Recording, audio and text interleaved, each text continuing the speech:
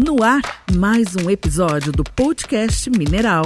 Aqui, o assunto é mineração. Apoio IBGM, Instituto Brasileiro de Gemas e Metais Preciosos. Camisbra, Centro de Apoio da Mineração Sustentável. FECOMIN, Federação das Cooperativas de Mineração de Mato Grosso. Fomentas Mining Company. E Expo Minério 2025. Exposição, Congresso e Negócios, de 26 a 28 de novembro, em Cuiabá. Olá, amigos ouvintes e telespectadoras do podcast Mineral. Aqui é a Rafaela Padilha e estou de volta com mais um episódio. E hoje a gente vai tratar de direito minerário e ambiental. E a nossa convidada é Svetlana Miranda, que é advogada e especialista em direito ambiental e em direito minerário. Seja bem-vinda ao nosso programa. Obrigada. A Svetlana tem um escritório, e a sua base fica em Minas Gerais, em Belo Horizonte, né? Isso, o escritório nasceu em Belo Horizonte e o EZ27 hoje a gente tem unidades nos municípios de São Paulo, Rio de Janeiro, Brasília, Recife e nosso carro-chefe é o direito empresarial. Estamos preparados para atender as empresas no que eles precisarem. E vocês, como bons mineiros, também têm essa especialidade em direito minerário, né? Sofremos um pouquinho com a mineração.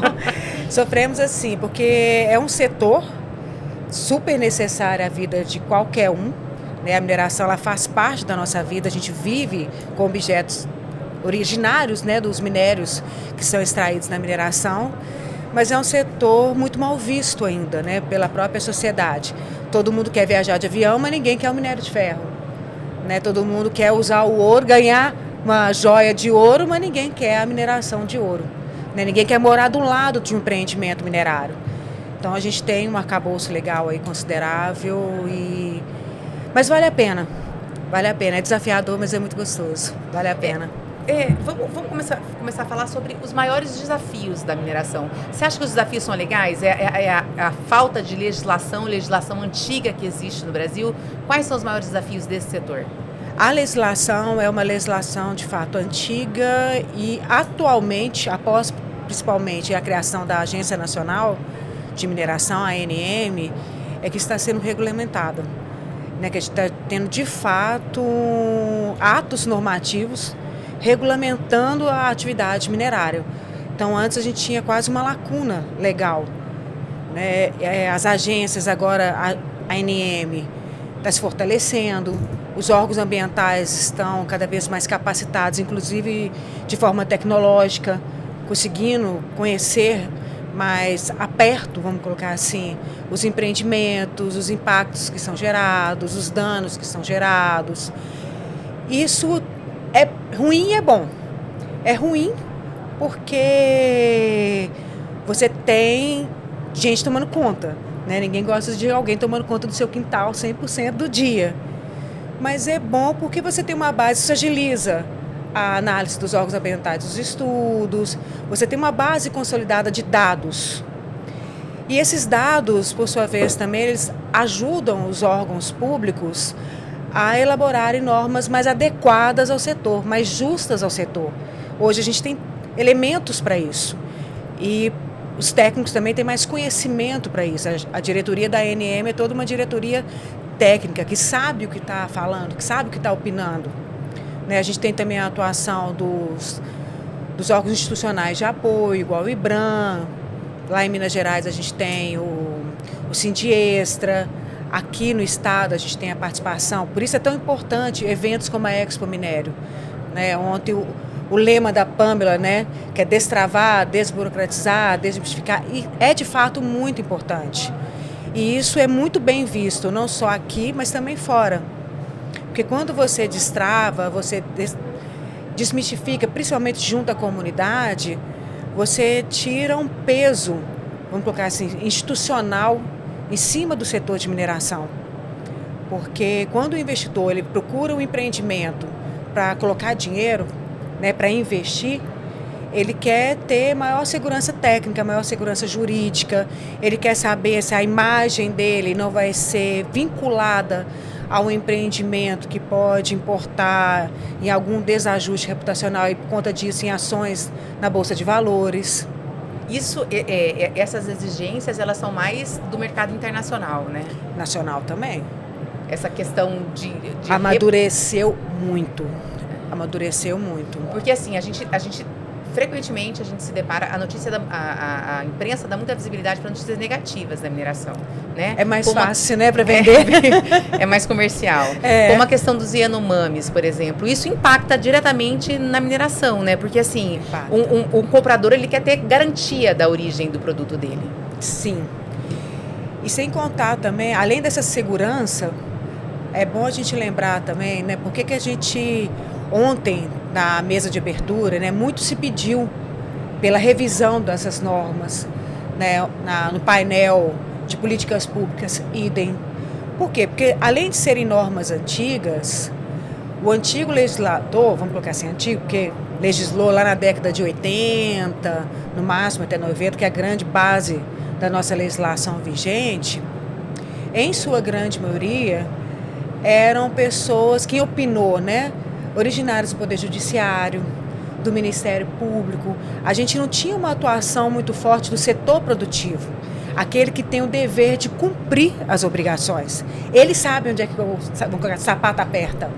Eles sabem onde é que vai impactar o seu negócio. Ele não participou da elaboração desses projetos, dessas leis? Na década de 80, 90, praticamente não se tinha uma atuação, né, de entidades como o IBRAM, né, não se falava do setor produtivo se unir e chegar num congresso nacional e falar, olha, essa é a opinião do setor produtivo.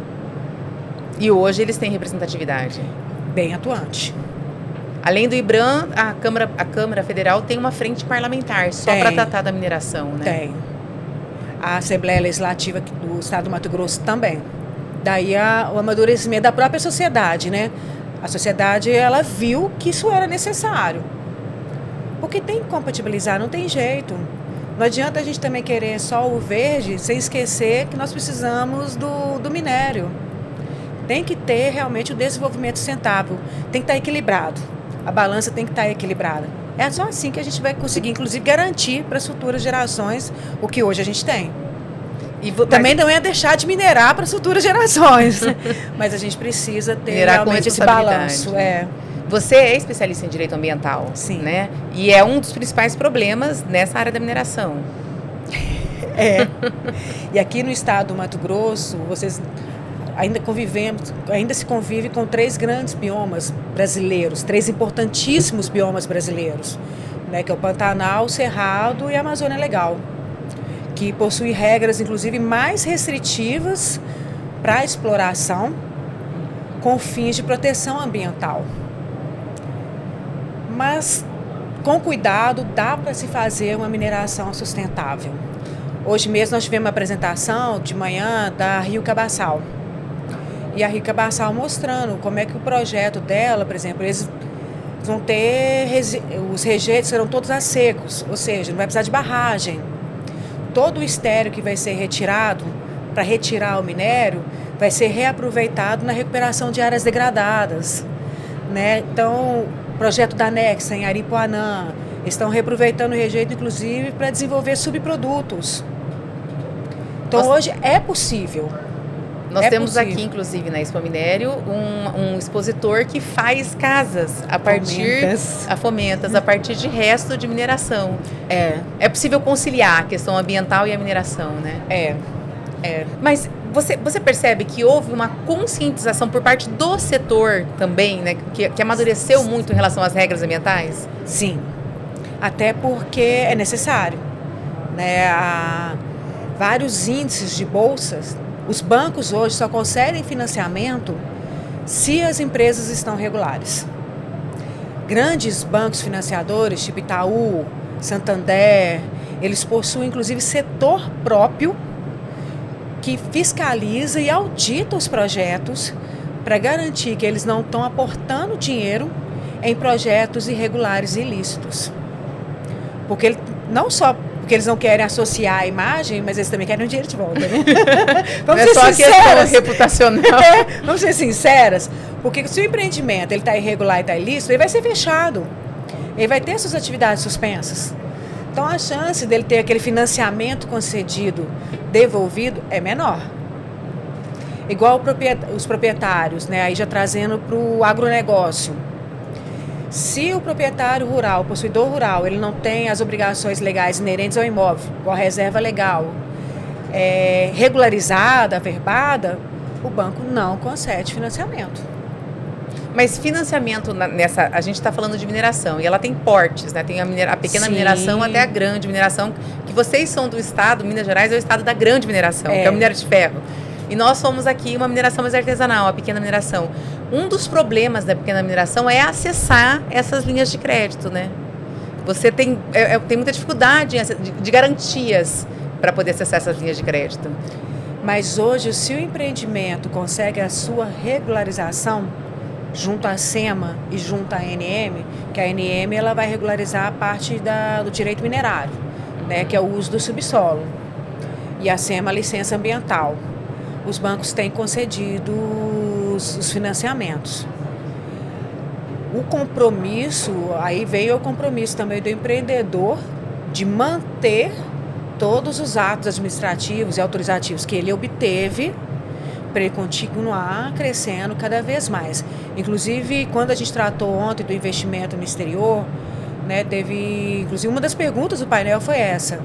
Mas isso não é só para grande empresa, e nós apresentamos casos de pequenas e médias empresas. A Rio Cabaçal, inclusive, falou que o projeto deles, que está começando agora, tem investimento no exterior, porque está regular. Tem a relação com a comunidade bem desenvolvida, tranquila, porque o investidor, ele quer mesmo, o banco é um investidor, porque ele está colocando dinheiro ali. O que ele quer? Ele quer a segurança jurídica de que ele vai receber o investidor, de que a imagem dele não vai estar associada com o empreendimento que vai causar um dano ambiental, inclusive marketing também. Claro. Né? Porque o grande investidor, ele tem ações em bolsa de valores, igual Nova York. Né? Ele responde a outros princípios também. Uma das questões para atrair esses investidores, principalmente de fora do país, é a necessidade de auditorias, né, técnicas e jurídicas. Isso. A gente, lá no escritório, um dos carros-chefes do escritório são essas operações, né, de fusão e aquisição, que a gente chama de M&A. A gente sempre recomenda fazer as auditorias, por quê? Bom para todo mundo. Bom para quem está comprando, porque ele vai saber o que ele está comprando. Ele vai saber tecnicamente quais são todos os impactos gerados naquela operação, quais são os danos passados, os danos futuros, o que pode resvalar sobre ele. Uma auditoria contábil, receita, despesa, tributários, quantos impostos ele está devendo a receita ou se não está, porque assim ele consegue negociar. Ambas as partes vão sentar numa mesa para negociar com as cartas na mesa. Eu sei que eu estou comprando, eu estou te mostrando aqui que eu estou vendendo. Vamos negociar? Tem interesse? Tem. Então vamos fazer um acordo, vamos contingenciar de cá e de lá para a gente fazer o acordo. Então esses relatórios que a gente chama de due diligence, a gente considera assim, passo primordial numa numa rodada de negociação. Porque é ela que vai ajudar e muito, porque quando você fala de responsabilidade, né, de sucessão, se você vai suceder alguém em algum negócio, você tem que saber quais são os riscos desse negócio, né, sob os diversos viés. E outra questão importante também é o ESG, né, dentro dessas empresas. Principalmente, hoje já está chegando o ESG, né, que a sigla corresponde a 3 pilares principais, vamos colocar assim. Algumas empresas já acrescentou até o 4º, que seria... Os 3 pilares é meio ambiente, social e governança. Tem empresa, inclusive, a PA Gold aqui do estado do Mato Grosso, que incluiu trabalhadores, employees. Que é representa uma série de princípios que a empresa adota e tem que cumprir. Porque um deles, inclusive, é o social e os empregados. Está todo mundo tomando conta. Princípios sociais, quando você fala em princípios sociais, envolve relação a comunidade. A comunidade. Governança é a questão de governar o próprio negócio. Lei de compliance. Colarinho branco, lavagem de dinheiro, significa assim, olha, também estou te vendo. A gente teve casos recentes, aplicando, né, o ESG. Ano passado, não sei se você ouviu falar, a Vinícola Aurora, que é uma vinícola super famosa do Rio Grande do Sul. Você ficou sabendo desse caso? Conta de empregados, trabalho escravo. E isso associou à imagem dela um aspecto muito negativo. E resvalou nas exportações. Ela ficou um bom período sem exportar. Precisou mudar toda a cadeia dela de diretoria. E realmente começar a comprovar através de balanços que ela está atenta e que ela mudou e que ela está fazendo cumprir. Aí agora, recentemente, ela voltou a exportar. Na mineração também nós tivemos um problema, vou colocar assim, caso negativo, né, com uma empresa lá em Minas Gerais, até famosa de ouro, que precisou também, a relação com a comunidade chegou no estresse tal, que o CEO foi trocado. Em compensação, nós temos casos de sucesso aqui em Mato Grosso.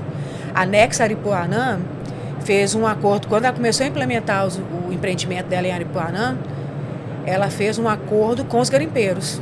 Estou chegando, eu quero ficar, vamos conversar?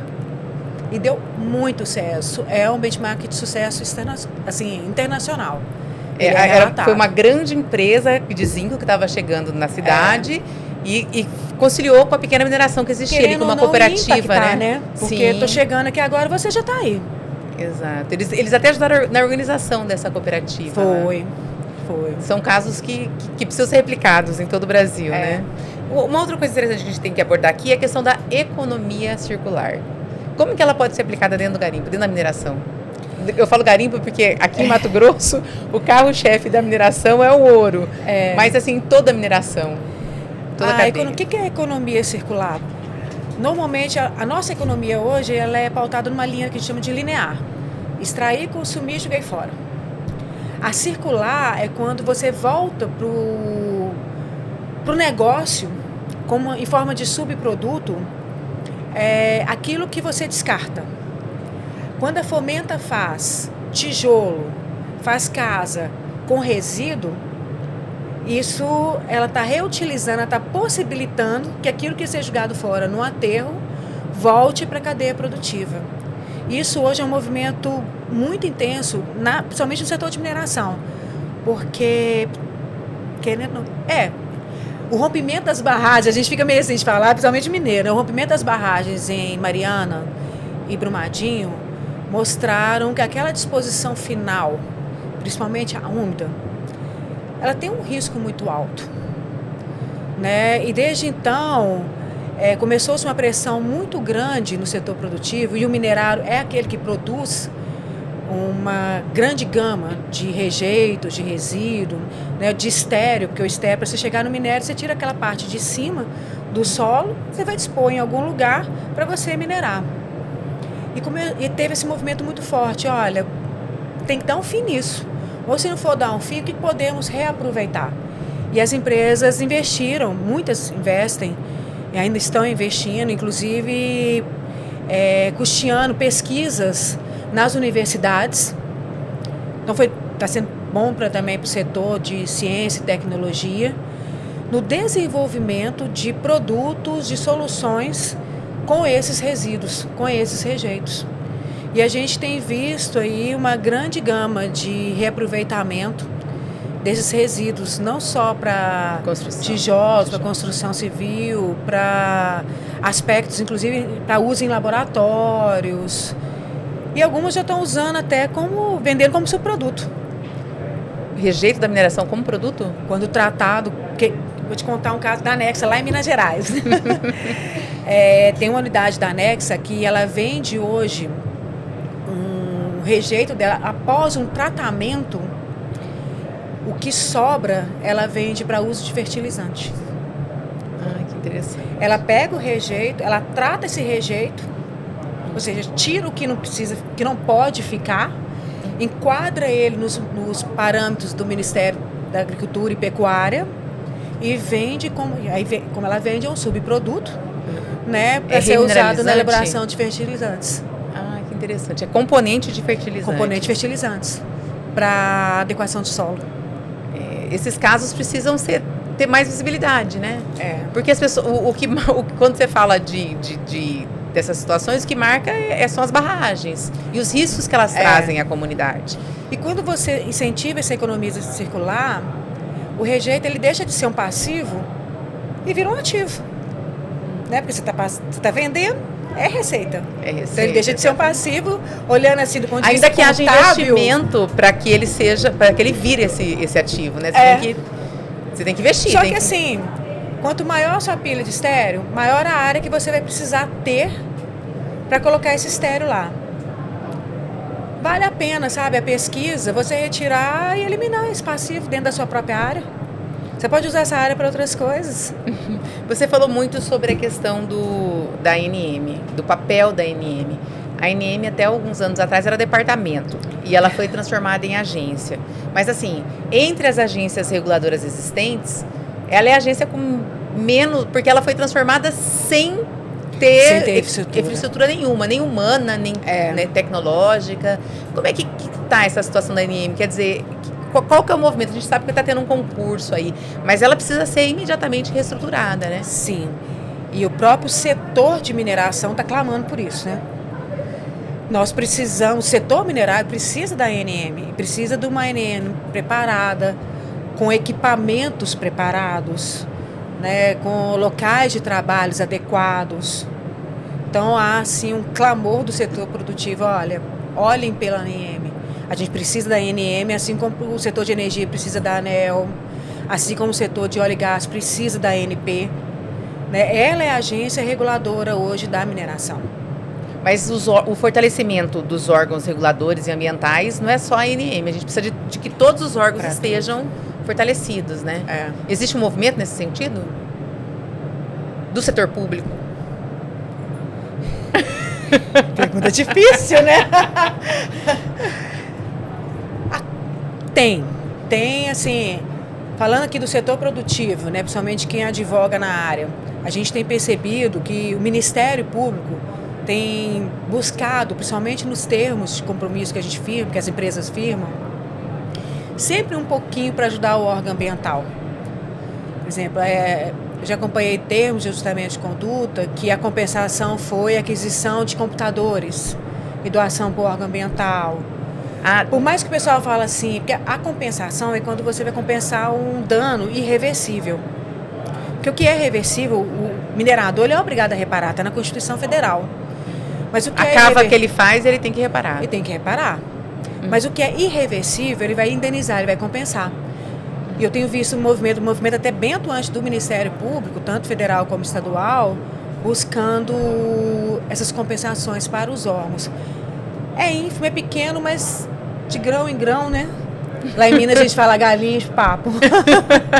É fato. Agora tem uma coisa que a gente precisa falar aqui, que é sobre as decisões dos tribunais superiores relacionadas à questão ambiental, que é uma das suas especialidades também. E foi tema de uma palestra na Expo Minério. Foi o painel ontem, a Cristiane Jacu, Leonardo Farinha, né? A gente discutiu um pouco essas decisões. O STJ hoje, em especial, inclusive a gente tem um ministro do STJ, que é o Herman Benjamin, bem atuante, tem uma visão, tem atuado muito na área ambiental, e recentemente foi publicado várias súmulas, né, que são súmulas vinculantes, ou seja, quando o caso versa sobre um viés que é possível aplicar o entendimento, essas súmulas são aplicadas com a matéria estritamente ambiental.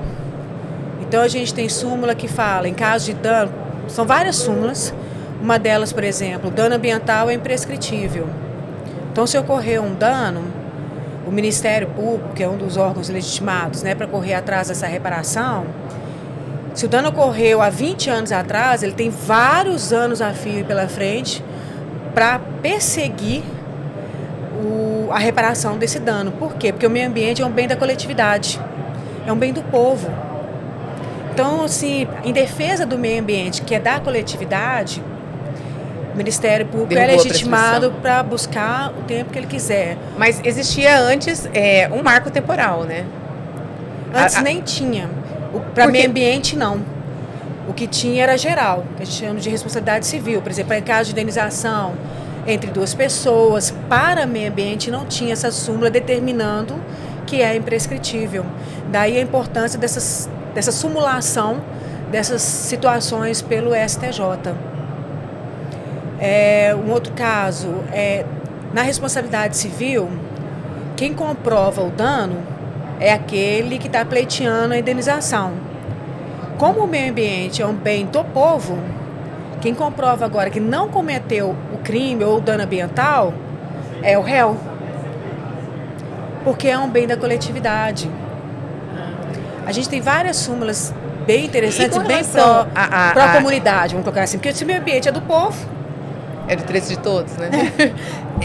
Mas assim, existe alguma súmula, alguma normativa que fale sobre o pagamento? Porque assim, a gente sabe, você acabou de falar, que é imprescritível. Sim. Mas o pagamento de multas ambientais é uma coisa que quase não ocorre, é uma coisa que demora muito, né? Tem. Da lavratura do auto de infração, os órgãos ambientais têm 5 anos para finalizar esse processo e buscar o pagamento dessa multa. E por quê? Porque a administração pública tem que atuar. É dever dela atuar. Né? Não só autuar, mas atuar.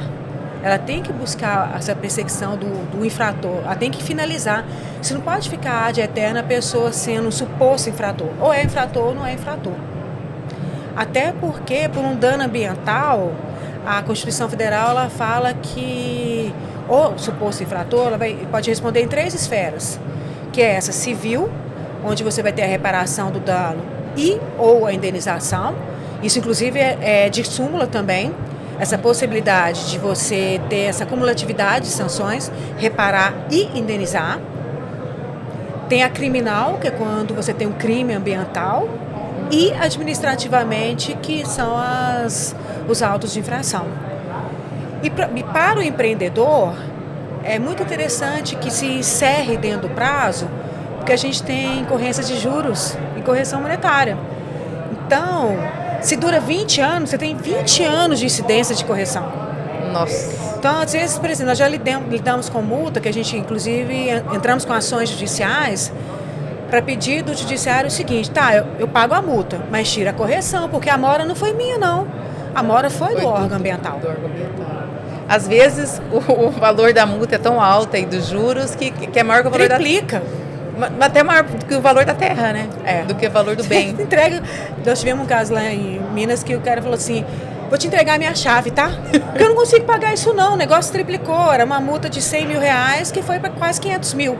É o caso que nós entramos com a ação e pedimos para o judiciário, ainda não foi julgado, não encerrou, mas pedimos para o judiciário: eu pago a multa. A correção eu não quero pagar, não. Mas a questão é essa: as multas elas precisam ser pesadas para inibir o dano ambiental, né? Porque assim, se não tiver nenhum tipo de sanção, a coisa corre a léu. Assim, mas hoje a gente tem, além da multa, outros tipos de sanção. Você não conseguir um financiamento para você fazer uma ampliação ou até mesmo cumprir uma obrigação legal, é uma sanção. Entendi. Porque se você não cumpre, o órgão ambiental pode parar a sua atividade. Se ele para a sua atividade, você não vende. Inclusive, dentro desses processos de auditoria, de due diligence, hoje um dos carros-chefes da área ambiental é essa auditoria para fornecimento de produtos. O empresário: eu quero comprar produto daquela fábrica, ela está redonda? Porque eu não posso ter a suspensão do fornecimento de produto, porque senão para a minha linha. Então, assim, é uma sanção. É uma sanção. É uma sanção. Olha, o papo está muito interessante. Foi muito bom falar de juridiquês sem esse linguajar difícil que esse ambiente jurídico traz. Foi muito esclarecedor o nosso bate-papo. Que bom, fico feliz. Te convido para voltar outras vezes aqui, sempre que você vier a Mato Grosso. Pode contar comigo. Nossa casa agora, nossa segunda casa. Gente, o nosso podcast fica por aqui. Foi um enorme prazer conversar com você, que tem um nome russo, um nome tão diferente, Svetlana, e que é uma mega conhecedora das questões jurídicas, ambientais e minerárias. Obrigada. Encerramos por aqui, voltamos no próximo podcast com mais um assunto inédito. E não se esqueça de nos seguir nas nossas redes sociais e no YouTube. No Instagram nós estamos com MineraMT. Nos siga lá, esperamos você. Podcast Mineral. Apoio: IBGM, Instituto Brasileiro de Gemas e Metais Preciosos. Camisbra, Centro de Apoio da Mineração Sustentável. Fecomin, Federação das Cooperativas de Mineração de Mato Grosso. Fomentas Mining Company. E Expo Minério 2025. Exposição, Congresso e Negócios, de 26 a 28 de novembro, em Cuiabá.